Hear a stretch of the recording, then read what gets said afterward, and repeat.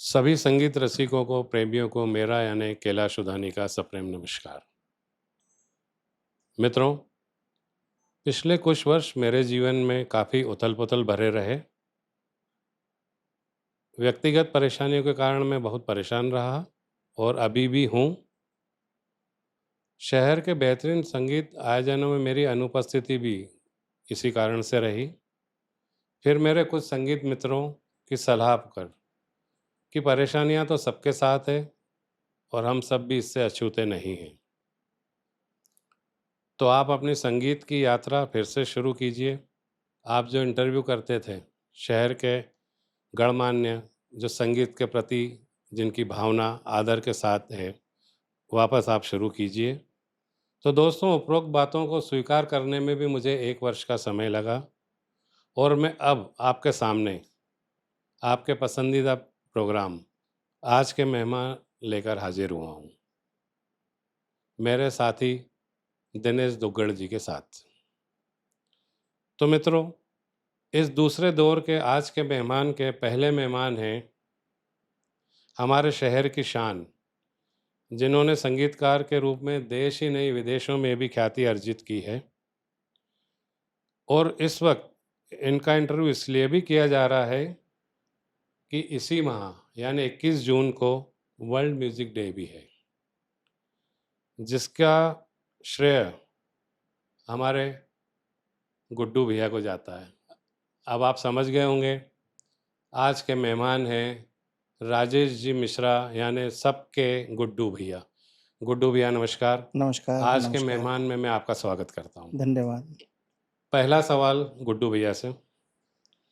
गुड्डू भैया, सबसे पहले हमारे श्रोताओं को ये बताएं कि आपका नाम तो राजेश मिश्रा है जी, और मेरे ख्याल से गुड्डू आपका निकनेम है। यस। तो यह नाम घर के बाहर भी इस कदर कैसे प्रचलित हुआ कि लोग आपको राजेश नहीं, गुड्डू भैया के नाम से जानते हैं, गुड्डू मिश्रा के नाम से जानते हैं? और साथ ही आपके जन्म स्थान के बारे में और अपने परिवार के बारे में हमें कुछ बताएं।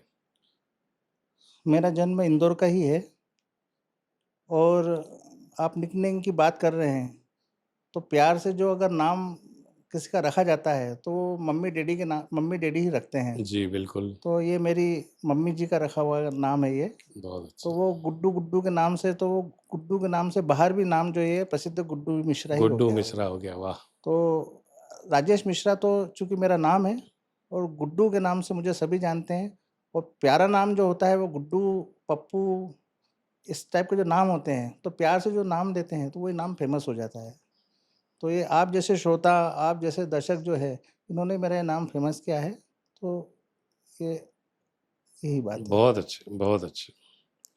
आज का दूसरा सवाल, संगीत से लगाव क्या आपको बचपन से ही था? और आपने वाद्य यंत्रों में गिटार ही क्यों चुना? और तब क्या आपने सोचा था कि इसे ही आप करियर के रूप में अपनाएँगे? गिटार क्यों चुना मुझे, ये तो एक अलग बात है। उसके पहले मैं बताऊँ कि संगीत में मेरा चूँकि परिवार से मैं कोई संगीत से मेरा किसी का नाता नहीं था ओके, और मुझे संगीत सुनने का मुझे बहुत शौक था। बचपन से बचपन ही। से ही मुझे रेडियो सुनने का बहुत शौक था। जी, विविध भारती मैं आज भी सुनता हूँ, पहले भी सुनता था और जितना ज्ञान मुझे विविध भारती सुन के हुआ है, रेडियो सुन के हुआ जी, है, उतना ज्ञान तो मुझे और कहीं नहीं मिला होगा। बहुत आज भी अच्छे, मेरी कार के अंदर, मेरे घर के अंदर विविध भारती ही चलता है। बहुत अच्छे।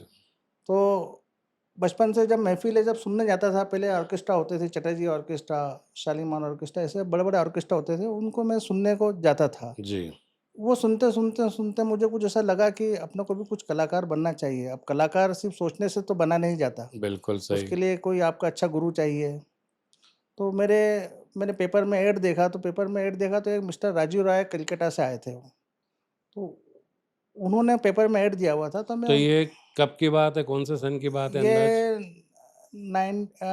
90 90 की बात है। ओके, तो 89 90 90 की बात है, जब राजीव राय जी राजू कलकत्ता राय से इंदु आए आए। थे। फिर मैंने ओके, जी, उनसे संपर्क किया तो मेरे को चूँकि ड्रमर बनना था। ओके, हाँ, मैं ड्रम सीखने के लिए उनके पास में गया और मैंने सर से बोला कि मैंने थोड़ा-सा शुरू में तबला भी सीखा हुआ है। अच्छा, क्या बात है! संगीत महाविद्यालय में तबला सीखा बाकी पारिवारिक आर्थिक स्थिति ठीक नहीं थी, तो वो फिर वो तबला छूट गया मेरा। अच्छा, फिर मैंने राजू राय जी से संपर्क किया। ओके, राजू राय जी ने कहा कि अभी चूँकि मैं ठीक है, आप ड्रम तो मैं सिखाऊँगा आपको, बाकी आप क्लास में भी बने रहिए, मेरा अभी ड्रम कलकत्ता से आने वाला है, मैं अभी शिफ्ट हुआ हूँ, ओके, तो बाकी आप क्लास में बने रहिए, फिर हम आपको ड्रम कंटिन्यू करेंगे। करेंगे। ठीक है, तो मैं उनकी क्लास में जाने लग गया, क्लास में बैठने लग गया। अच्छा, मुझे क्लास में अच्छा लगता है, फिर उनका एक वेस्टर्न ग्रुप भी था। तो वेस्टर्न ग्रुप जो था, तो वो उसमें सब गिटारिस्ट थे, बेस गिटारिस्ट थे, वो पूरे इंग्लिश सॉन्ग्स वो प्ले करते थे। तो वो उनका ग्रुप भी मैं देखता था, रिहर्सल होती थी उनका, सब अच्छा लगता था मुझे। और सर से चूँकि अटैचमेंट बढ़ते गया मेरा, गुरु थे, उनको माना मैंने, तो उनकी क्लास भी मैं फिर सुबह-सुबह जाके क्लास खोलना, क्लास सँभालना, साफ-सफाई करना, ये सब मैंने शुरू में करता था वो। तो वो मेरा करने का उद्देश्य ये था कि मैं सर से कैसे भी करके जब मैं ड्रम सीखूँ, तो मेरी फ़ीस माफ़ हो जाए, क्योंकि मुझे पता था कि मेरे पास फ़ीस है नहीं, और कुछ ही महीनों की फ़ीस रहेगी, उसके बाद में मैं शायद दे नहीं पाऊँगा। क्या बात है! तो सर का मैंने ऐसे दिल जीता, फिर सर ने कुछ 1-2 महीने, 3 महीने, 4 महीने तो मुझे क्लास में बुलाया। फिर अचानक से उनका एक बेस गिटारिस्ट था। बेस ओके, गिटारिस्ट वो किसी कारण से वो उनसे चले गए वहाँ से। तो सर ने मुझे कहा कि राजेश, अभी तुम एक काम कीजिए ना, अभी अब मैं आपको बेस गिटार सिखाता हूँ, क्योंकि हमारा चूँकि बेस गिटारिस्ट अब है नहीं वो, तो आप साल 6 महीने में आप मेहनत कीजिए और अभी आप बेस गिटार बजाइए, चूँकि ये भी रिदम से रिलेटेड है, जी। और मुझे ऐसा लगता है कि आप अच्छा बजाओगे बेस गिटार, हुँ, और हुँ, जब ड्रम आ जाएगा फिर हम आपको ड्रम सिखाएँगे। ओके, ठीक है, तो मैंने अब चूँकि अब कुछ भी सीखने का शौक था, तो मैंने वो बेस गिटार फिर उन्होंने मुझे बताया। तो बेस गिटार जब उन्होंने मुझे सिखाया, तो उसके लिए क्लास के समय तो मुझे सिखाते थे, फिर बीच के समय जो क्लास जब बंद रहती थी क्लास, जी, 12 से 4 जब उसका ऑफ रहता था, जी, उस ऑफ टाइम में भी मैं फिर उसमें रियाज़ करता था, क्योंकि मुझे जल्दी से तैयारी करके उनके साथ में स्टेज पे बजाना होता था। बहुत अच्छे। तो मैंने उस गैप में भी मैंने रियाज़ करी, और रियाज़ खूब करी मैंने। और रियाज़, अगर आप रियाज़ अच्छी करते हैं, तो जल्दी से सफलता की ओर अपन जा सकते हैं। तो मैंने काफ़ी रियाज़ करी, कुछ उनके सॉन्ग्स जो थे, वो सॉन्ग्स सुन के और उसको रेडी करके, और मैंने फिर उनके साथ में 1 साल के अंदर ही मैं उनके साथ में ग्रुप जॉइन किया। तो चूँकि मैं को ड्रम सीखना था, बाकी उन्होंने सिखा दिया मुझे बेस गिटार। फिर बेस गिटार भी उनके पास में था, तो वो बेस गिटार भी उन्होंने दिया मुझे। तो वो बेस गिटार लेके फिर मैंने अपने उनके साथ में शोज़ करना चालू किया। फिर सिर्फ़ उनके साथ ही शोज़ करते थे हम, और इंग्लिश सॉन्ग्स होते थे, वेस्टर्न सॉन्ग जितने भी होते थे। तो गुड्डू भैया इसी दौरान इसमें गिरीश विश्वा दादा यानी हम जिसे प्यार से विश्वा दादा कहते हैं, उनकी क्या भूमिका रही है आपकी शुरुआत में? गिरीश विश्वा जी चूँकि इंदौर के ही थे, और वो चले गए थे मुंबई। मुंबई में फिर उन्होंने अंताक्षरी, सारेगामा, इंडियन आइडल सभी में उन्होंने प्ले किया, और उसके म्यूज़िक अरेंजर रहे वो। तो वो इंदौर के थे, तो हमारे घर के पास में राजू कुलपारे जी सैक्सोफ़ोन वादक थे। ओके, उनका एक बैंड था, मतलब वो जो शादी में जो बैंड होता है, ब्रॉस जी, बैंड, जी। वो बैंड चलाते थे, वो मंगलम बैंड। उसमें वो ओके, सैक्सोफ़ोन बजाते थे वो। तो वो मेरे घर के पास ही थे, और उनकी रिहर्सल होती थी, तो मैं उनके रिहर्सल सुनता था, तो ऐसे राजू भैया से मेरा अटैचमेंट हो गया था। हुँ, और आते भी थे, तो कभी मैं घर बुला लेता था उनको, कभी चाय-पानी, फिर कभी मैं उनकी दुकान पे जाके बैठ जाता था, ऐसा मेरा उनका था। उनके साथ में सुरेश सोना करके थे, वो सिंगर थे। ओके, तो इन दोनों से मैं अटैच हुआ। अटैचमेंट होते-होते हुए क्या है कि इनके साथ में फिर मैं कार्यक्रम में जाने लग गया। तो गिरीश भाई जब इंदौर को शो करने आते थे, तो मैं राजू भैया के साथ जाता था, तो गिरीश भैया से सिर्फ़ मेरी पहचान थी हाय-हेलो था। ओके। मैं बहुत छोटा था उस समय, राजू भैया के साथ में जाता था। जी, जी। तो गिरीश भैया के मेरे जीवन में मेरा बहुत योगदान है, गिरीश भैया का। उसमें प्रमुख योगदान ये रहा कि मैं राजू राय जी का मैं बेस गिटार बजाने लग आपने गया। हाँ, ड्रम की जगह बेस 2 गिटार साल आपने हुआ, करा ही 3 था। साल हुआ, 4 साल हुआ। जी, फिर एक समय ऐसा हुआ कि वो ड्रम तो मैंने कुछ नहीं, मैं बेस गिटारिस्ट हो गया। फिर मैंने और भी उनसे लेसन्स लेके और वेस्टर्न सब नोट्स लेके और सब हमने उसको अच्छी तैयारी की। फिर कुछ ऐसी कंडीशन बनी कि सर ने कहा कि अगर आपको इस ग्रुप में रहना है, तो कुछ उन्होंने बॉन्ड ऐसा कुछ बोला हमने, तो हमको शर्तें मंज़ूर नहीं थी। तो हमको वहाँ से सर ने आउट कर दिया। मतलब बोले राजीव राय जी ने। राजू राय जी ने, ठीक है, अपने गुरु थे, गुरु के आदेश तो पालन करना ही चाहिए, मानना चाहिए उनको। तो मैंने ठीक है मुन्ना सर, जैसा आप कहें वो। फिर मैं, अब चूँकि गिटार तो था नहीं मेरे पास में, अब मैं न्यूट्रल हो गया। तो राजू गुलपाड़े दादा ने मेरे से पूछा कि यार क्या बात है गुड्डू, तू आजकल कहीं गिटार पे तो मैंने नहीं, सर ने मना कर दिया है बजाने का, मेरे पास हम्म गिटार भी नहीं है और ना मैं भी उसको खरीद पाऊंगा। और आर्थिक स्थिति ठीक नहीं थी, तो हम्म। सवाल ही नहीं सोचने का। तो 4,000 का गिटार कैसे खरीद सकते हो उस समय? क्या 4,000 बात है, बहुत मायने बहुत रखते बड़ी थे। रकम थी। तो राजू भैया ने, राजू गुलपाड़े दादा चूँकि मेरे बड़े भाई थे और बहुत अच्छे इंसान थे। अब तो चूँकि रहे नहीं वो, बहुत अच्छे इंसान थे, तो उन्होंने मेरी भावना समझी। तो उन्होंने बोला नहीं, अपन कुछ गिटार का जुगाड़ करते हैं। अच्छा। वो उनके रिश्तेदार के यहाँ गए और उन्होंने कुछ, वो रिश्तेदार मुझे भी जानते थे, वहाँ मुझे ले जाकर कहा कि इसको एक उधार में 1 साल के लिए, आप 6 महीने 8 महीने के लिए मेरी गारंटी पे आप इनको 3,000 रुपये उधार दे दीजिए। ओके। वो 3,000 रुपये उन्होंने मुझे दिए। फिर हम उस 3,000 को लेके हम बॉम्बे गए क्या बात है। गिटार खरीदने। ओह, और तब बॉम यहाँ शायद दुकानें हुआ नहीं करती थी हुआ नहीं इंदौर थी, शहर में। हाँ, इंदौर शहर बराबर। में तो तबला और ये हारमोनियम, झांझ मंजीरे ये मिलते संगीत थे। इंस्ट्रूमेंट यहाँ था नहीं, इंस्ट्रूमेंट, हाँ, मिलता नहीं गिटार था। के लिए आपको तो कलकत्ता जाना होता है, दिल्ली या फिर मुंबई। जी। तो मुंबई में हम गए, तो मुंबई में एक राजू भैया का एक ही ठिकाना था, गिरीश विश्वा जी। ओके। तो उनको फ़ोन लगाया, स्टेशन पे उतर के बोरीवली पे उतरे, हमने उनको फ़ोन लगाया कि यार हम आए हैं। तो उन्होंने ठीक है, वो उन्होंने छोटे भाई को लेने भेजा। हम स्टेशन से उनके घर गए। अच्छा। उन्होंने पूछा, राजू भाई कैसे आए हो? तो बोले, यार ये मैं गुड्डू को लेके आया हूँ, तो हमको गिटार खरीदना है इसके लिए। ओके। तो बोले ठीक है, मैं वो हीरा पन्ना पे एक शॉप है, अच्छी हम्म। बढ़िया शॉप है वो, मैं उनको फ़ोन कर देता हूँ। आप कल चले जाइएगा, चूँकि आज तो मैं अभी आप हम 12-2 बजे पहुँचे थे हम। तो बोले हम्म। आज तो आप घर पे आराम कीजिए और मैं आज रात को अमेरिका जा रहा हूँ, तो मैं 1 महीने के टूर पे अच्छा, जा रहा उस हूँ। दिन गिरीश जी अमेरिका के टूर पे जा रहे हाँ, थे, आनंद क्या मिलिंद बात जी है। के साथ में कंटिन्यू बजा रहे थे वो। अरे वाह। तो आनंद मिलिंद के साथ में वो कंटिन्यू 1 महीने के शो के लिए जा रहे थे। फिर हम उनको रात को एयरपोर्ट छोड़ने गए। फिर उनके अच्छा, छोटे भाई को उनको कह दिया था कि इनको सुबह वो गिटार की दुकान पे ले जाना, उनको और वहाँ गिटार दिलवा दिला देना। देना, क्या बात है। तो ऐसा गिरीश भैया हमको ऐसे आशीर्वाद लिया, फिर वो तो चले गए अमेरिका। दूसरे दिन हम उस दुकान पे गए हीरा पन्ना पे, ओके। हमने गिटार पसंद किया, उन्होंने बताया ये गिटार है। अब हमारे पास थे 3,000 रुपये थे हमारे पास में, जी। और हमने वो गिटार पसंद किया, वो था 3,500 रुपये का। क्या बात है। अब वो 500 रुपये का फिर प्रॉब्लम आया। ओहो। फिर हमने उनसे निवेदन किया, क्या कर सकते हैं इसमें? तो अरे बोले नहीं, गिरीश का फ़ोन आ गया था, तो बोले आप ले जाइए, मैं गिरीश भाई से बात कर लूँगा। तो हमने कहा सर वो तो अब 1 महीने बाद बात होगी, क्योंकि वो तो अब अमेरिका का है। जी जी। बोले नो, कोई दिक्कत नहीं है मुझे, आप हम ले जाइए। हाँ, आते-जाते रहता हूँ, तो हम तो कर लेंगे उनसे। बहुत अच्छी बात। तो वो हमने फिर वो गिटार वहाँ से लिया, फिर घर आया, फिर शाम की हमारी अवंतिका एक्सप्रेस जो ग गाड़ी थी, उसमें से जी फिर जी। हम लेके फिर इंदौर आ गए। तो वो 500 रुपए का गिरीश दादा ने हेल्प किया था।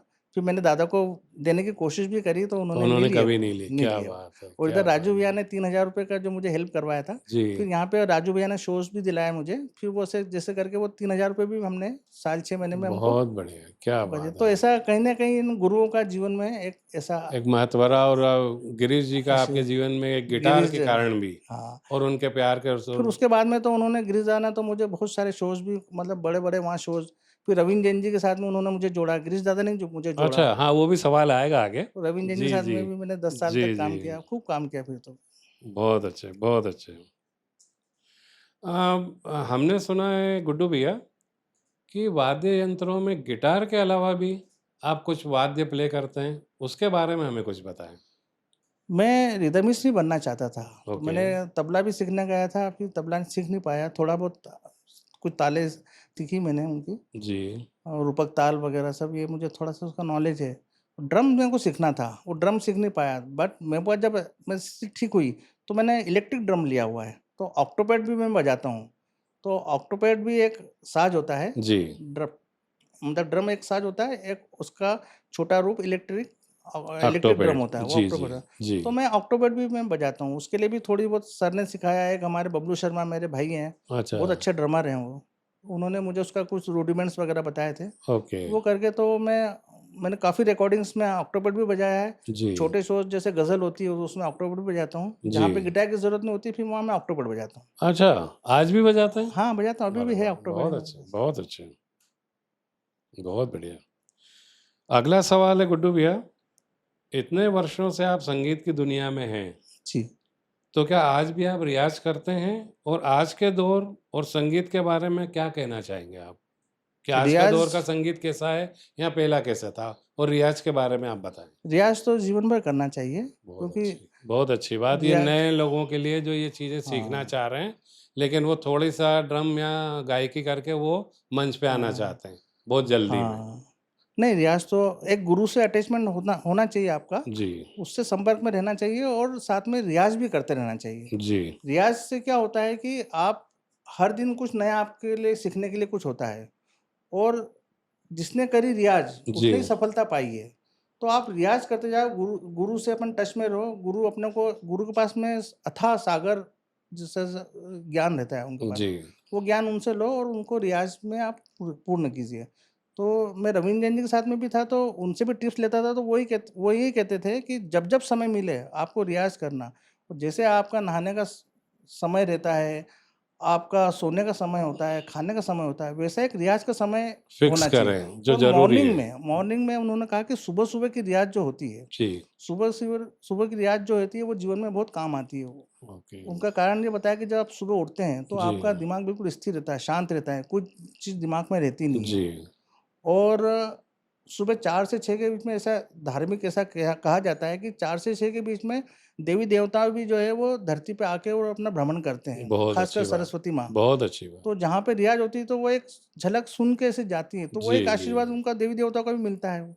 सुबह-सुबह का समय अपना मन भी स्थिर रहता है, दिमाग भी स्थिर रहता है। जी, तो सुबह की रियाज़, सुबह की पढ़ाई जो रहती है, वो जीवन में बहुत काम आती है। बहुत तो काम अभी भी आती जो है। रियाज़ हम करते हैं, वो जिस दिन हमारा शो होता है, उस दिन तो जैसे अभी शाम को 6 बजे शो में जाना है, तो जी। हम 4 से साढ़े 5, 6, पौने 6 तक तो हम रियाज़ करते ही करते हैं। अच्छा, हाँ, जैसे ऑक्टोपैड ब बजाना है बहुत तो अच्छी बात। रूडिमेंट्स की प्रैक्टिस करेंगे अरे वाह! और अगर गिटार बजाना है तो गिटार में कुछ जो रूडिमेंट्स होते हैं, उसकी प्रैक्टिस करना है। अच्छा, तो ये करने से क्या होता है कि जब हम परफ़ॉर्म करते हैं, तो जी। उस समय बिल्कुल अपने हाथ-पैर फ्री रहते हैं, दिमाग अपना संगीत में डूबा रहता है, जी, जी। ऐसा। तो अपन दिन भर में दिमाग भी कहीं अस्थिर रहता है, अपन कभी यहाँ गए, कभी वहाँ गए, जी, घर की परेशानी, ऐसा। तो इसलिए थोड़ी बहुत रियाज़ अगर अपन शो से पहले अगर रियाज़ अपन कर लेंगे, तो ठीक रहेगा और मॉर्निंग में तो डेली रियाज़ करना चाहिए। करना आपको ही कुछ भी चाहिए। जीवन में कुछ भी हो, आपको डेली 1 घंटा, 2 घंटा आप दो, तो आप उससे संगीत से जुड़े हुए रहेंगे। अगर आपने रियाज़ नहीं करी, तो संगीत से आप कट ऑफ हो जाएँगे, जब आपको परफ़ॉर्मेंस का समय आएगा, हुँ, जब हुँ। आप नर्वस रहेंगे वो। ओहो! रियाज़ जो होती है वो कॉन्फिडेंस बढ़ाती है। कॉन्फिडेंस आपका बढ़ाती जो है। कॉन्फिडेंस जो होता है, अगर संगीत में सिर्फ़ कॉन्फिडेंस चलता है, जी, आपका जी। कॉन्फिडेंस लूज़ हुआ कि आपका परफ़ॉर्मेंस लूज़ हुआ। क्या बात है! कॉन्फिडेंस अच्छा रखना चाहिए और वो रियाज़ से आता है और अच्छे बहुत। गुरु की तालीम से आता है। तो आज के दौर के संगीत के बारे में आप क्या कहना चाहेंगे? क्योंकि आप पिछले कई वर्षों से लगातार संगीत के क्षेत्र में आपने काम किया है और नाम जी, किया है। तो आज के दौर का संगीत आपको क्या कैसा लगता है? वो बताएँ। संगीत तो जिस दौर का होता है सब अच्छा ही होता है। जी। उसका अपना नज़रिया ऐसा होता है कि अच्छा क्या है, बुरा क्या है। बुरा तो कुछ हुँ। भी नहीं होता है। जी, जी। आज यंगर्स इतना अच्छा सब म्यूज़िक पसंद कर रहे हैं, हुँ, लाइक कर रहे हैं, जी। तो उनके हिसाब से वो अच्छा म्यूज़िक है और अब म्यूज़िक सब अच्छा ही होता है। बट आज के समय में क्या हुआ है कि समर्पण की भावना और रियाज़ की भावना कम है। कम है। तो आजकल जो परफ़ॉर्मेंस जो करते हैं कलाकार और जल्दी से शोहरत पाने का आजकल सबको वो कलाकार इंस्टेंटली एकदम गाना इस चाहता है, मंच पे आना चाहता है। इतनी सारी आपको फैसिलिटी मिल गई सोशल मीडिया के थ्रू। जी। स्टार मेकर पे आप वो खिलौना है स्टार मेकर, उस पे आप इंसान गाता है और हुँ। उसपे वो उनको स्टार मिल जाते हैं। तो ऐसा लगता है कि मैं एक अच्छा कलाकार बन बहुत गया। बड़ा कलाकार बन गया। कराओके आज इतने जबकि सारे वास्तविकता से वो बहुत दूर है। माइनस ट्रैक आजकल इतने अवेलेबल होते हैं कि जी, उसमें आवाज़ नहीं होती है, उसमें संगीत होता है, आप उसके साथ में गा दो। जी। कैसा भी गा दो, सब तारीफ़ ही करेंगे, हमने आज आपके सामने कुछ गाया तो चूँकि आप तो तारीफ़ ही करोगे ना आप जी, हमारी। जी। तो उससे क्या लगता है कलाकार को लगता है कि मैं कलाकार बन गया। अच्छा। जबकि ऐसा नहीं, पहले तो खूब अच्छी कम से कम 2, 4, 5 साल अच्छे संगीत सीखना चाहिए।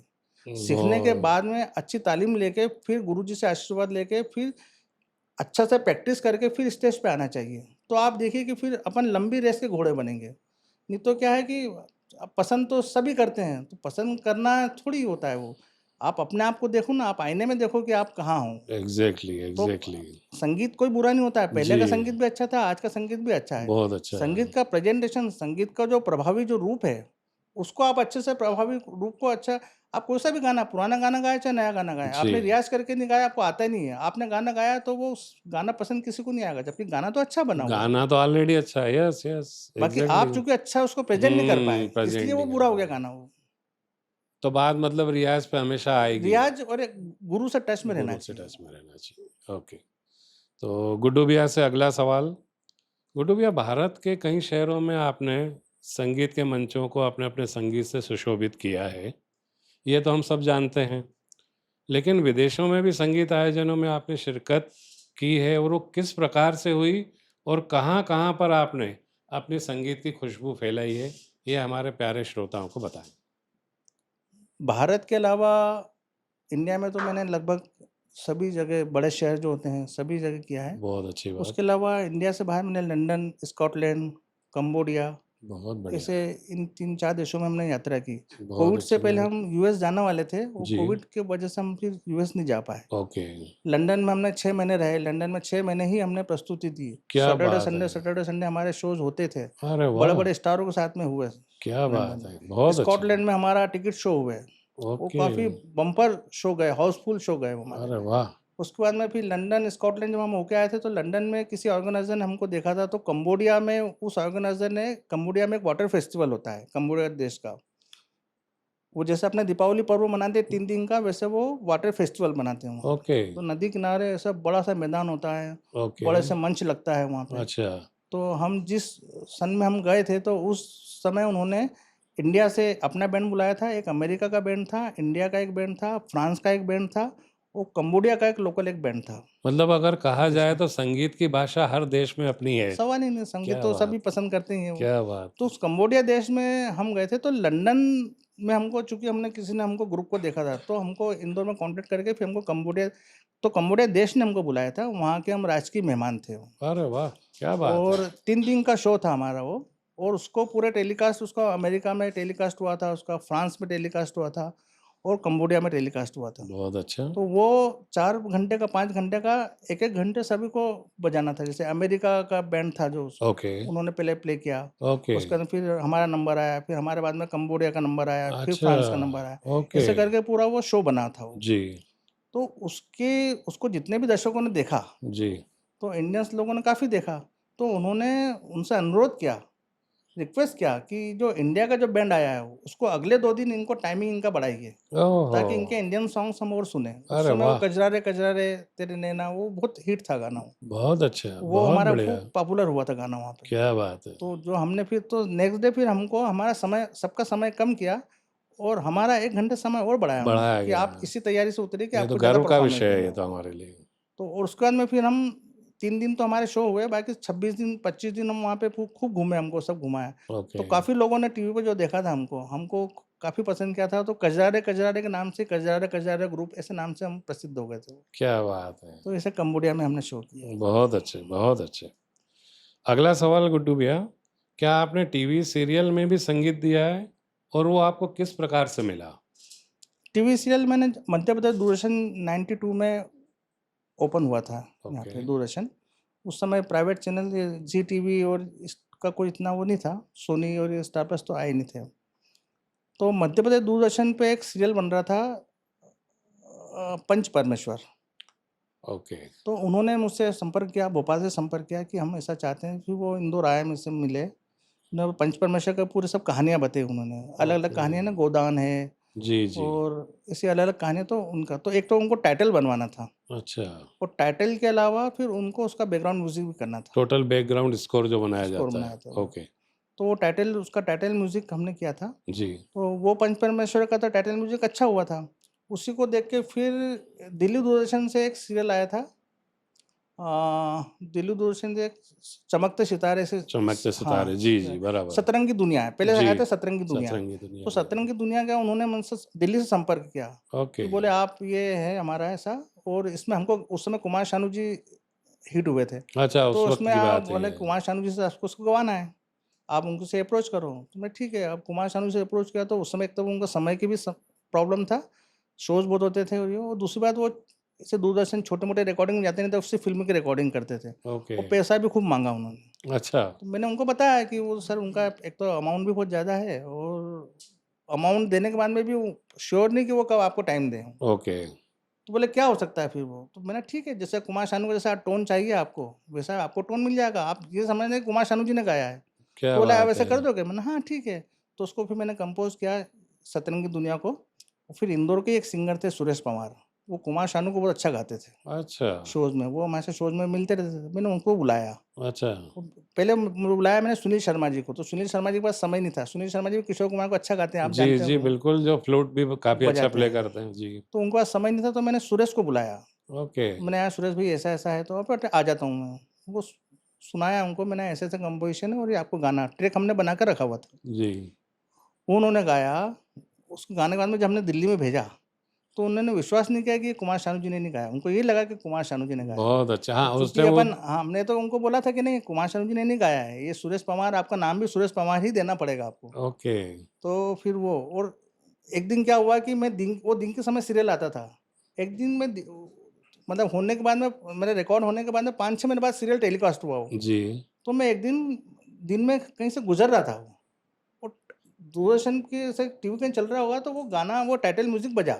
मैं उसको पहचाना नहीं। मैंने यार कुमार शानू जी का कितना अच्छा ट ट्रैक चल रहा है क्या ये बात मेरे दिल है! में ऐसा लगा। क्या बात है! और मैं जिस घर में जाके बैठा था उस घर में भी वो सीरियल देख रहे थे। मैंने कौन सा सीरियल है? बोले सतरंगी दुनिया कॉमेडी बोले सीरियल। अरे ये तो तो पवार मुझे है। इतना खुशी हुई कि अपना ही अपन पहचान नहीं पाए और बहुत अपन ने अच्छी उसको दिल से बात, अपन ने तारीफ़ करी उसकी। बहुत अच्छी बात है, ये तो बहुत अच्छी फिर बात। उसके बाद में फिर रवीन जैन जी का एक सीरियल आया था।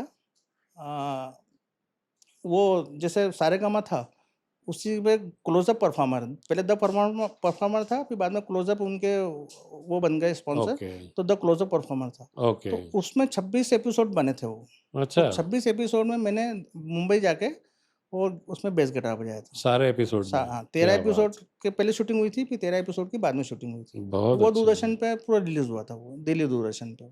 बहुत अच्छे। तो गुड्डू भैया अभी रविंद्र जैन साहब का ज़िक्र अभी 2-3 बार हुआ है, तो मैं आपसे ये जानना चाहूँगा कि रविंद्र जैन जी से आपकी मुलाकात कैसे हुई? और आपने तमाम सेलिब्रिटीज़ के साथ भी काम किया उनके अलावा, तो उनके बारे में भी हमें कुछ बताएँ? रवींद्र जैन जी के साथ में मुलाकात हुई एक तो गिरीश शिशवा जी की वजह से अच्छा, कि गिरीश वहाँ भी शिश सूत्रधार वही रहे। वही थे। गिरीश क्या शिशवा जी बात उनकी है! रिकॉर्डिंग में बजाते थे, उनके मामा जी भी जो थे वो बजाते थे, नाना, वो पूरा खानदान गिरीश दादा का खानदान ननिहाल पक्ष जो था वो म्यूज़िक इंडस्ट्रीज़ में बड़ा बिज़ी था वो। जी। तो लंदन में हम जब गए थे तो लंदन में हमारी एक कज़िन सिस्टर है, तो उनका रवीन जैन जी के साथ में संपर्क था। वो जब भी लंदन अच्छा, लंदन आते थे तो वो उनके घर ही उन्हीं के यहाँ रुकते थे रुकते थे। और ओके, वो भी ओके। जब दीदी आती थी तो उनके मुंबई में उनके घर रुकना, अरे ऐसा वाह! था उनका बहुत अच्छा अच्छे। भाई-बहन का रिश्ता था अच्छा। जी, जी।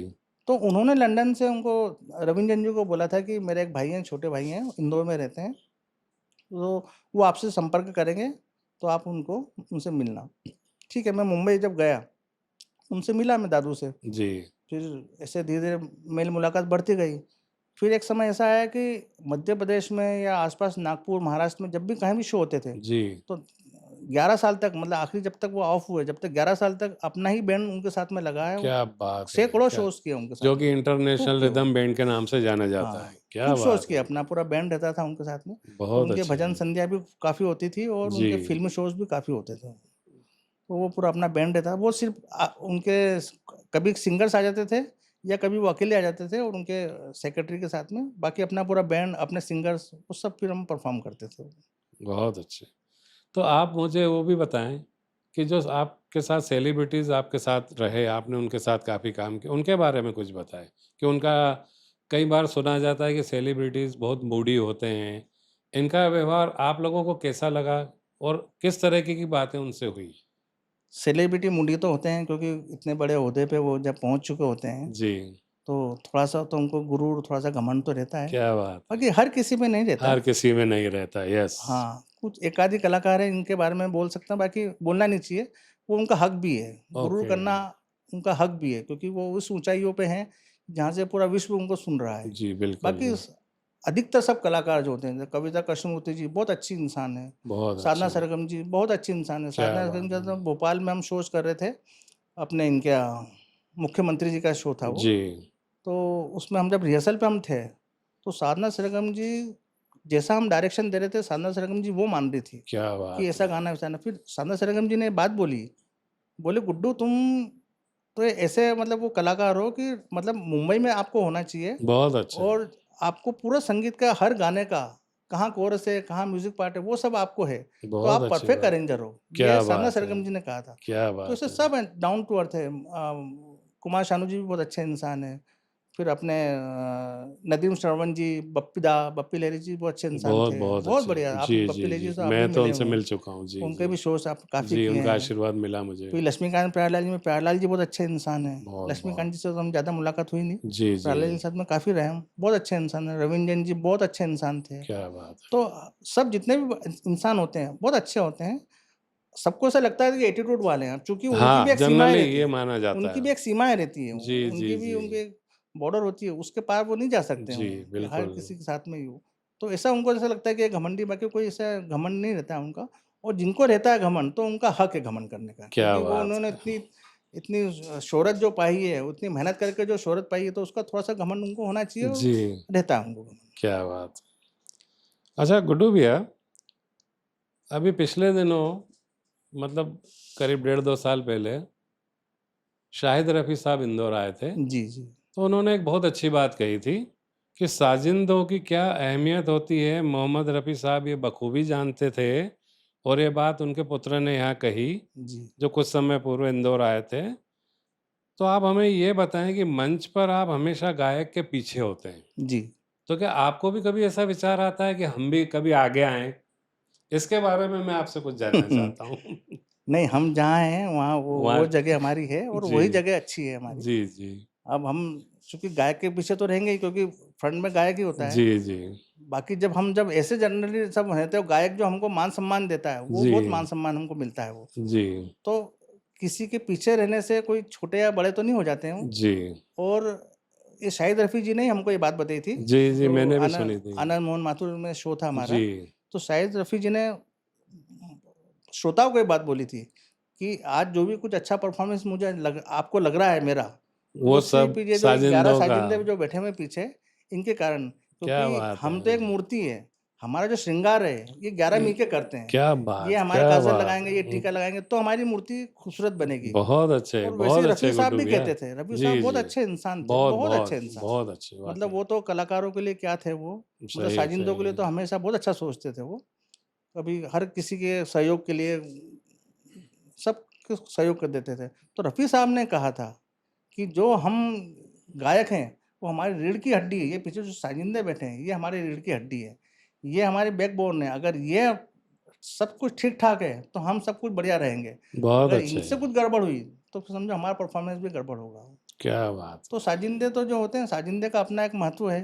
वो पीछे बैठे हैं, साइड में बैठे हैं, किसी तरफ भी बैठे हैं वो, बाकी उनका वो महत्व अपना रहता काम है। बखूबी हाँ, जानते हैं। वो तो एक श्रृंगार करने वाली हस्तियाँ होती हैं। क्या बात है! तो बहुत, बहुत अच्छा उनका अपना जवाब। एक अपनी और चूँकि कलाकार तो जो होता है, गायक जो होता है, जी, वो भी अपने आप में एक बहुत बड़ा कलाकार होता है वो। बिल्कुल, क्योंकि बिल्कुल। वो पब्लिक से वही फेस करता है वो। जी। हमारा कुछ अगर कोई हमसे कोई गलती हुई, तो पब्लिक उसको बोलेगी गलत जी, कि जी, आपका जी, गाना जी। गड़बड़ गड़बड़ हो गया जी, वो, जी, जी। जबकि गलती हमसे होती है वो। हाँ, हाँ।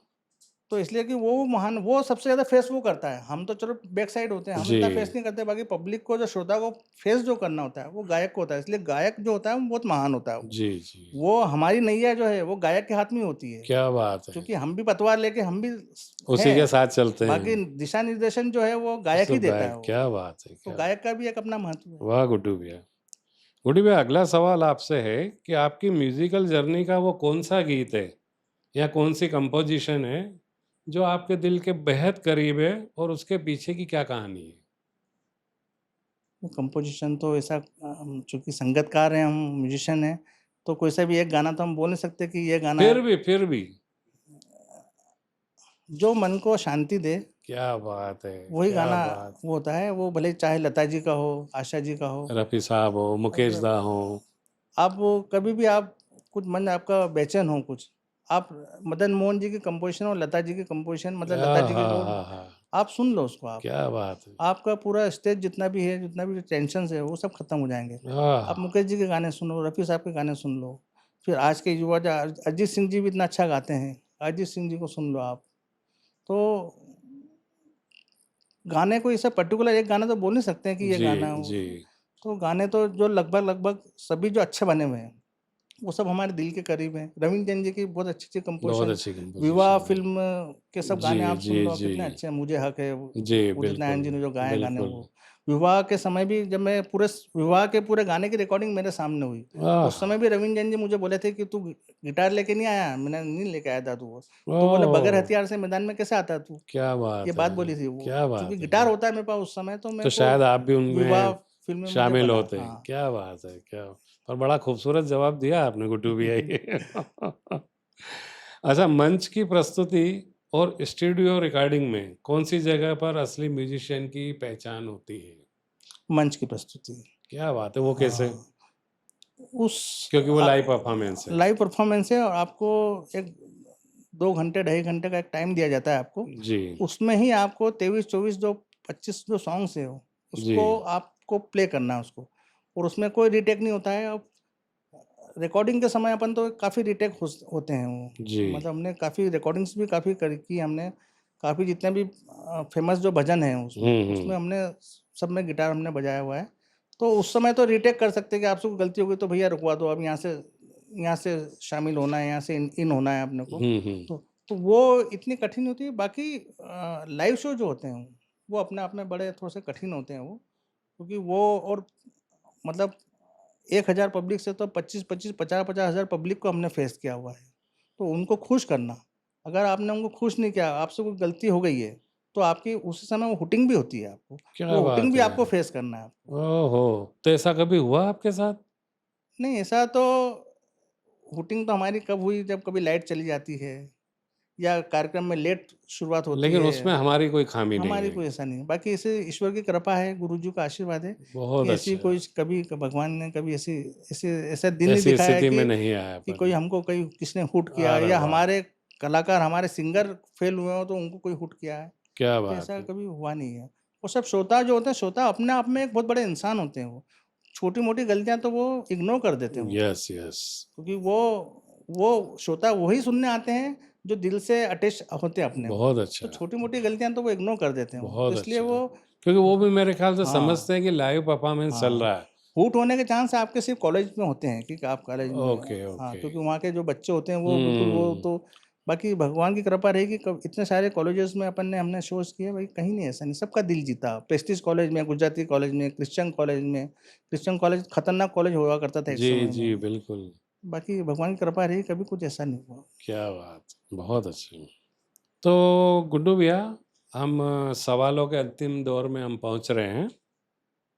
अभी मैं आपसे एक ऐसा सवाल पूछने जा रहा हूँ कि आप संगीत के प्रति आपका लगाव जी। बचपन से था, जैसा आपने बताया।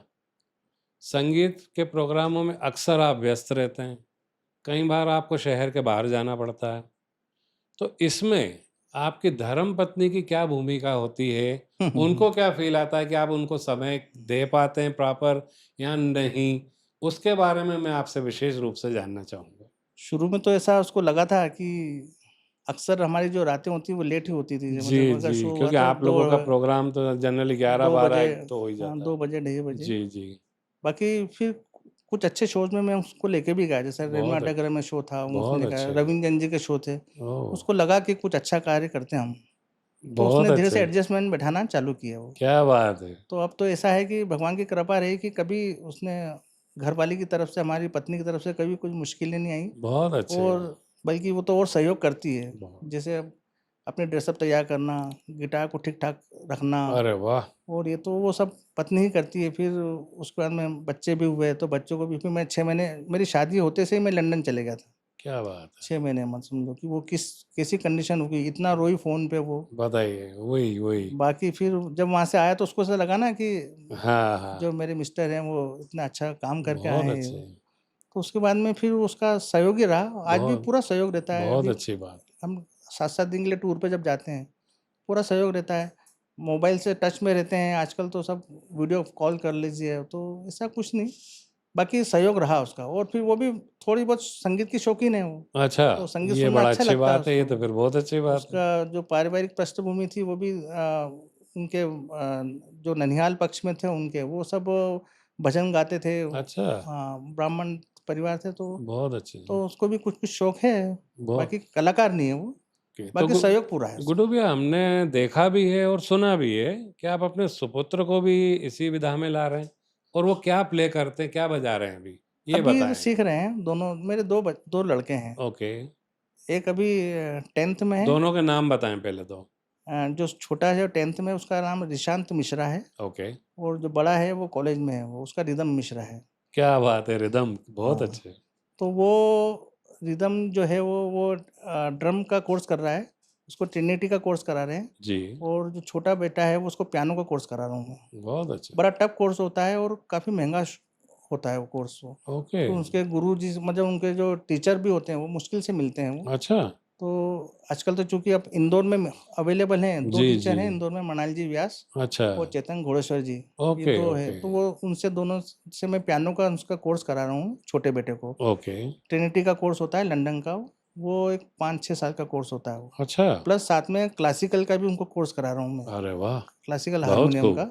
बहुत खूब। ये अभी समय है उनको, अभी समय रहते-रहते कर देंगे, उनका हो जाएगा ना तो उनका बेस अच्छा बनेगा। बहुत अच्छी बात। संगीत में सिर्फ़ बेस अच्छा होना चाहिए आपका। आप ब मतलब अधूरे कलाकार से फिर आप मंच में आप रहोगे तो अधूरे मंच रहेगा और अधूरी शोहरत मिलेगी और फिर आपको जीवन भर ये रहेगा मलाल रहेगा कि यार अपन क्यों नहीं बन पाया कलाकार।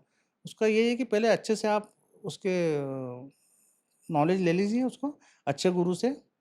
फ़ीस भी महँगी होती है उनकी, तो वो ट्रिनिटी का जो कोर्स होता है वो दोनों बच्चों को मैं करा रहा हूँ और अभी तो उनको 5 साल है अभी स्टेज पे आने में, तो तो काफ़ी गुड्डू हो भैया गया है। आपने ऐसा क्यों नहीं सोचा कि एक बेटे को संगीतकार बनाया जाए, एक को गायक बनाया जाए? ऐसा क्यों? नहीं, बच्चों में दिखता है ये। अच्छा, ओके। हाँ, दोनों बच्चों में दिखता है कि वो किस दिशा में जाएगा, वो किस दिशा में जाएगा, अरे वाह! है ना? क्योंकि कलाकार को अपन प्रेशर करके कलाकार नहीं बना सकते, उसके अंदर से रहता है कि वो रिदमिस्ट बनेगा। तो आपको उनमें वो विधान नज़र आई कि ये संगीतकार हाँ, अच्छे बन छोटे सकते बच्चे हैं? हाँ, जैसे मेरे को पियानो का तो कुछ मुझे नॉलेज था नहीं, जी। बाकी वो बच्चे में पता नहीं कैसा है कि उसको जब छोटा-सा हमने खेलने के लिए जब सिंथेसाइज़र लाके दिया उसको, हुँ, छोटा-सा वो, तो उसको पहली बार में किसी ने कुछ बताया, वो पहली बार में जब उसको बोलना भी नहीं आता था, उसने पहली बार में वो चीज़ बजा दी। तो क्या मुझे लगा बात है! कि ये इस पियानो में ही जाएगा वो। बहुत बहुत छोटेपन अच्छी में मैंने बात, समझ लिया था कि पिया बहुत अच्छी और जो बात। बड़ा बच्चा था, तो वो तो चूँकि ड्रमर ही बनने वाला था, क्योंकि मुझे भी मैं ड्रमर नहीं बन पाया, तो वो और वो मैं आपको ऐसा बताता हूँ कि जब वो पेट में था, माँ की पेट में था, हमारा छोटा-सा ही घर था, 2 कमरे थे हमारे, सामूहिक परिवार में भैया दोनों भैया हम साथ में रहते थे। जी, जी। तो वो अ, वाइफ़ जो थी प्रेग्नेंट थी, तो वो लेटी रहती थी और मैं अपने पटिए पे रूडिमेंट्स की रियाज़ जी, करता था जी, वो। जी। तो मैं इधर रियाज़ करता था, उसकी ठुक-ठुक की आवाज़ सुन के वो अंदर पैर चलाता था पेट के अंदर। क्या बात है! वो बोलती थी, बोले देखो तुमने रियाज़ चालू करी, वो अंदर पैर चलाना चालू कर दिया। क्या उसके बात, पैर क्या अंदर बात! चलते थे वो। वाह साहब, बहुत अच्छी बात। तो वो मुझे लग गया था कि ये बच्चा जो है ड्रमर ही बनेगा और वो ड्रमर ही बना है वो, ड्रमर ही बन रहा है वो बहुत और अच्छे, अभी भी अच्छे बहुत उससे जो अच्छे। गुरु बहुत तारीफ़ करते हैं और मतलब उसने उसको कम सिखाते हैं, वो ज़्यादा सीखता है। वो उसके हाथ तो इतने रूडिमेंट्स इतने अच्छे चलते हैं वो और मेरे शोज़ में अभी मैं इसको जो बड़े शोज़ होते हैं मेरे, उसमें मैं इसको साइड रिदम बजाता हूँ, जैसे घुंघरू है, मार्कस है, तो ये जो साइड रिदम एक पार्ट होता है हमारे जी, उसमें, जी। तो वो पार्ट उसको मैंने दे रखा है सिर्फ़ अभी स्टेज को नॉलेज देने के लिए, क्योंकि वो तो बनना उसको ड्रमर ही है वो। बहुत तो एक अच्छी स्टेज बात। में अच्छे माहौल में रहेगा वो और मुझे भी सपोर्ट मिल जाता है। फिर एक परकशन का भी अपना महत्व जी, है जी, पूरे शो में परकशन वो। वाक़ई, वाक़ई। जी। मंजीरे है, जी, घुंघरू जी। है वो, बहुत सारे इंस्ट्रूमेंट हैं उसमें तो। उसमें बहुत सारे ऐसी जी, जी। दुकान लेके बैठता है वो। तो वो प्रॉपर परफेक्ट बजाता है वो। मतलब वो तो रिहर्सल पे भी नहीं आता और सिर्फ़ उसको गाने दे दो कि गाने सुन के रखना। वो जब शो होता है तो वो परफेक्ट कहाँ घुंघरू बजे वहाँ घुंघरू बजाएगा, जहाँ कबीट बजाया वहाँ कबीट बजाएगा, कहाँ मार्कस बजाया तो मार्कस, खंजीरी क्या जहाँ बजी बात है! खंजीरी वो। क्या काफ़ी बात है! मेरे शोज़ में वो सब वही दिखता है वो अभी अखबारों में भी सबसे जी, ज़्यादा इसीलिए फ़ोटो मैंने उसके कहा हमने हाँ, देखा भी है। हाँ। जबकि अ, वो अभी कलाकार नहीं बना है, अभी जी, तो जी। कलाकार बनना उसको बहुत शुरुआत है टाइम है। अभी। हाँ, शुरुआत भी नहीं है, वो अच्छा, तो उसकी उसको तो मंज़िल कहीं और है, वो तो उसमें साथ में लेके जा रहा हूँ लेके उसको चल रहे और हैं। अभी तो बहुत सीखना है उसको, बहुत ओके, सीखना है अभी। ओके। तो हमारी तो शुभकामनाएँ बहुत-बहुत आपके साथ हैं। धन्यवाद। अच्छा गुड्डू भैया, अब तक के संगीत के सफ़र से सजी हुई ज़िंदगी को आप किस तरीके से परिभाषित करेंगे? ये सवाल आपकी पर्सनल लाइफ़ से, हुँ। आपके लिए सिर्फ़। आप अपने लिए क्या सोचते हैं? क्या आपको करने की इच्छा थी या आप और क्या करना चाहते हैं? यानी ज़िंदगी का फ़लसफ़ा आपको कैसा नज़र आता है? संगीत में दौलत मिले चाहे नहीं मिले, शोहरत बहुत मिलती है। क्या बात! क्या बात! कलाकार जो महकता है ना, तो काफ़ी आईएएस ऑफ़िसर, आईपीएस ऑफ़िसर, मंत्री ये सब उसको जो कलाकार को जब सुनते हैं, समझते हैं वो, तो वाह! बड़ा उनसे अटैच होते हैं वो। क्या बात हमारे है! काफ़ी मित्र जो है आईपीएस अधिकारी हैं, आईएएस अधिकारी हैं, जी, जी। जबकि हम उनके सामने तो कुछ भी नहीं है, जी, जी। है ना? मंत्री जी काफ़ी लेकिन कहते हैं ना कलाकार बड़ा होता है। कलाकार हो, तो अच्छा उनको से लगता है वो कलाकार वही बनता है जो एक अंदर से कुछ अच्छा इंसान जी, होगा। जी। आप देखना कोई भी कलाकार कभी भी रॉन्ग साइड में नहीं जाएगा वो। Yes, exactly. वो जिसमें है उसमें संतुष्ट रह के जी। और अपने करेक्ट लाइन पे जाएगा वो कभी कोई आप कभी भी सुनोगे कि उसने कभी किसी से झगड़ा किया, कभी किसी साथ उसने कुछ चीटिंग करी, कलाकार कभी नहीं। क्योंकि वो अपनी दुनिया में मस्त रहता है वो। तो बहुत दौलत तो नहीं पाई, बाकी शोहरत बहुत मिलती है और हमने क्या भी बहुत बात! शोहरत मैंने जीवन में कभी सोचा नहीं था कि मुंबई का सफ़र करूँगा। जब मैं 10th तक मैंने पढ़ाई की, जब तक तो मेरा लाइट भी नहीं थी, मैं चिमनी में पढ़ाई करता था। मेरी क्या बहन भी बात चिमनी में पढ़ाई करती थी। एक चिमनी रख लेते थे, डब्बे के ऊपर बहन उधर बैठ जाती थी, मैं इधर बैठ है! जाता था। 10th तक तो ऐसी पढ़ाई की। 11th क्या से बात हमने है! देखा कि एक बल्ब आया, क्या वो बात है! किराए से किसने दिया ₹10 महीना में, तो बल्ब हमने देखा। ओहो! क्या बात है! और टीवी के ज़माने में हम पड़ोस में टीवी देखने जाते थे। जी, वो तो तो एक दौर था। तो जी, हमने वो उस स्थिति से हम आए, तो हम तो मुंबई भी जाने की नहीं सोची थी हमने। बाकी आज भगवान की कृपा से लंदन टूर किया है, लंदन बहुत में अच्छे, 6 महीने रहे, आज भी बहुत लंदन में अच्छे। याद करते हैं। काफ़ी वहाँ पे रिलेशंस हैं हमारे। फिर मुंबई में अब काफ़ी घर हो गए हमारे। कंबोडिया में भी आज भी याद करते हैं। स्कॉटलैंड में तो आज भी हमारे टिकट शो का इंतज़ार कर रहे हैं कि स्कॉटलैंड में वाह! शोज़ करना है। वाह! बहुत अच्छी यूएस में बात। अभी ये ट्रम्प जी का लफड़ा चल रहा है, नहीं तो अभी हमारे यूएस टूर फिर अभी होने वाला था अभी। वाह! और अभी होगा अभी हमारे होगा, आगे होगा। प्लानिंग तैयारी है हमारी कि जैसे ये सब शांत हो गया हो, बस हमारा अब यूएस टूर है वो। बहुत वहाँ भी अच्छी लोग बात, इंतज़ार कर रहे हैं हमारा। बहुत अच्छी तो बात। ये सिर्फ़ संगीत का ही जो माध्यम है, कला जो माध्यम होती है ना सर, कि कला के माध्यम से आप बहुत महक सकते हैं आप, बहुत लंबी दूर तक जा सकते हैं आप। और चूँकि शौक था वो, जी, मतलब ज़बरदस्ती तो हमने किया नहीं, तो शौक था, तो जी, शौक जी। होते-होते हमारी जो हॉबी है, अगर हमारा प्रोफ़ेशन अगर बन जाती है, तो उसको प्रोफ़ेशन में हमारे और भी हम ज़्यादा ग्रोथ हम कर सकते हैं, जो और हम भी ज़्यादा उन्नति हम उसमें पा सकते हैं। जी, जी, क्योंकि हमारी हॉबी जो होती है, हॉबी के अनुसार हम वो कार्य करते हैं। जी, तो हम कितना भी कितने भी हम बहुत बिज़ी रहते हैं कभी-कभी शोज़ में। जी, पूरे जी। जैसे नवरात्रि है, तो नवरात्रि में पूरे 10 दिन हम बिज़ी रहते जी, हैं। रात को बिल्कुल। 2 बजे सोते हैं, तो वो सुबह 5 बजे उठना, 6 बजे उठना, जी, अपनी जी। बाकी की जीवनचर्या है वो करना वो अपनी उसको। करना है। जी, तो ये बराबर। ताकत को देना, संगीत ही ताकत देती है। बहुत अच्छा, बहुत तो अच्छा। आप जैसे इंसान इस स्टूडियो में हम क्यों आए? इस ये बड़े स्टूडियो में हमने देखा नहीं था, क्यों आए हम? संगीत के माध्यम से आए। बिल्कुल नहीं सही। तो हमको तो पता भी नहीं था, और हम तो समझ भी नहीं सकते थे कि ऐसा स्टूडियो इंदौर में बना क्या हुआ है। बात! तो एक माध्यम है संगीत। जी, तो आप बिल्कुल। कला के माध्यम से, संगीत के संगीत माध्यम से दिलों को जोड़ता है। दिलों को जोड़ता है, इंसानों को जोड़ता है, जी, जी। आपको शोहरत देता है। शोहरत क्या होती है? वो आप कलाकार के माध्यम से पूछिए आप। शोहरत सिर्फ़ कलाकार पाते हैं। आप एक आईएएस ऑफ़िसर या आईपीएस ऑफ़िसर, उनको शोहरत नहीं मिलती है। यस, उनको सम्मान मिलता है, दौलत यस, मिलती है। यस, बाकी यस। जो शोहरत रहती है, वो सिर्फ़ एक कलाकार ही पा कलाकार सकता के है। नसीब में होती है। हाँ। क्या बात है, क्या बात! बहुत अच्छा रहा गुड्डू भैया, बहुत अच्छे आपके जवाब रहे। मैं उम्मीद करता हूँ, हमारे सभी श्रोताओं को आज के मेहमान में बहुत दिनों बाद, सालों बाद हुँ, हुँ। गुड्डू भैया का जो आज का इंटरव्यू है, वो सबको पसंद आएगा। उसके लिए मैं आपको बहुत-बहुत धन्यवाद देता हूँ। थैंक धन्यवाद यू। आपको भी। तो दोस्तों, ये था आज के मेहमान का हमारा 3 साल बाद का कार्यक्रम, जो हमने गुड्डू भैया के नाम किया, राजेश मिश्रा गुड्डू। दोस्तों, आज 12 तारीख है, 12 जून। 12 जून को टेलीकास्ट इसीलिए हम लोग कर रहे हैं, विशेष मैं बताऊं कि आज मेरा जन्मदिवस भी है, तो आपकी शुभेच्छा चाहूँगा मैं।